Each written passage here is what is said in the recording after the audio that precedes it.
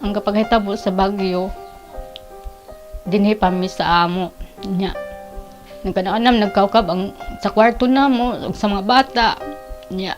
Ang di sa sala nya ako ba nagibalin na mo dito sa kusina.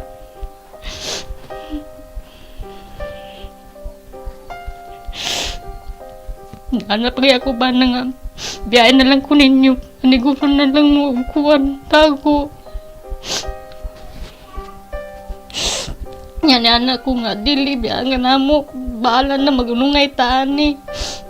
Nya mo tong ipaunan nako ang babay paggawas nagdasan to ninyo. Goy unan na lang kabi. Nya maniguro kadagan nga to na-edit nimo sa to silingan. Nya kami maniguro lang sad mi og gawas karon. Mo tong si ang ko ba na mo gitabangan gawas ug pa mi nakagawas igo gid mi sa lubi. Ug gabi pa siguro na itabo may patay yun na mo. Lisod kayang sampit mig tabang niya. May mutabang na mo kay iya mang libi ang mga silingan na mo. Ako lang taon, guyo na lang taon ko sa akong asawa, mga anak, tabangan lang ko. Di mo taon ko ka lakaw.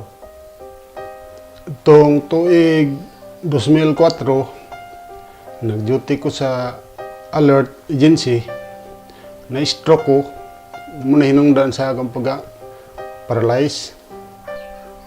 Ako si Rosario Perales. Ako si Ernesto Perales Jr. Bana ni Rosario Perales, doon na may tulong kabok anak. Nagpuyom mi sa barangay Sherwood. Ang ako yun na ko nga. Sa naman ni Ginoo nga. Wa na mi kung ano nga mo bay wala atop ni dapi ako ba nga white di makalakaw. Nagkuan masadang akong ba nang ayaw kapawa sa paglaom. Ako gani wa mangay kong nagwa sa paglaom nga nainanin ako. Ako si Rot El Medorial, punong barangay o barangay Manipulon, Estancia, Iloilo. Pag abot ni Yolanda, sobra gid ang amon nga kakulba kay ang nakita namon ang balod nga 3 ka bilog. Lagko, tapos nag-strike sa amon nga barangay. Ginguba ang amon nga balay. Tapos sang aga nakita namon kag nakita ko gid ang mga guba sa amon nga barangay. So ang amon nga barangay hall naguba, ang daycare center, ang amon nga barangay plaza, ang simbahan. Midnight of December 16, 2011, Typhoon Sendong hit Cagayan de Oro City, the base of Balay Mindanaw operations. Some of our colleagues and their families barely survived the killer floods. And when we were sure that everyone was safe in our evacuation center, we started thinking of how to respond to the disaster. And that was when our new mantra was coined. We refuse to be victims. We choose to be resources. And we started reaching out to the survivors, taking care first of our colleagues and their families, and eventually the other communities in Cagayan de Oro City. And that's the beginning of our disaster response program, which we now call DREAM. DREAM has the following intentions. First is to augment the capacity of communities, capacity and resources of communities and local government units in helping build resiliency and reduce risks in the event of disasters.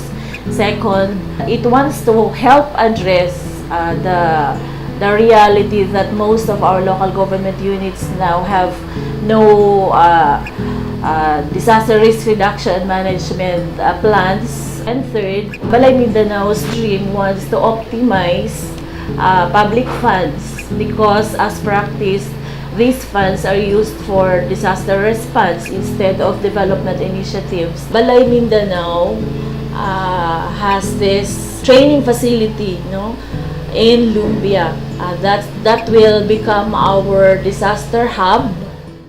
This program has been enhanced as we responded from one disaster to another. When Pablo hit Eastern Mindanao, we responded. The damage was so massive, we felt so small, we felt so helpless. And that was where we were reminded that our strength as a non-government organization is in our smallness. We eventually decided that our disaster response program should be a continuation of what we started many years ago. That is community-based, barangay-focused. And now, we have full-time teams working with the many barangays and communities that we partner with as they prepare for themselves to face any disaster in the future.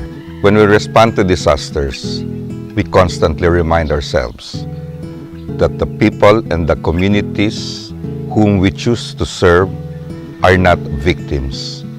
They are the primary stakeholders in the effort to rebuild the communities and their lives. They are not recipients of aids, they are the main players in the journey to recovery.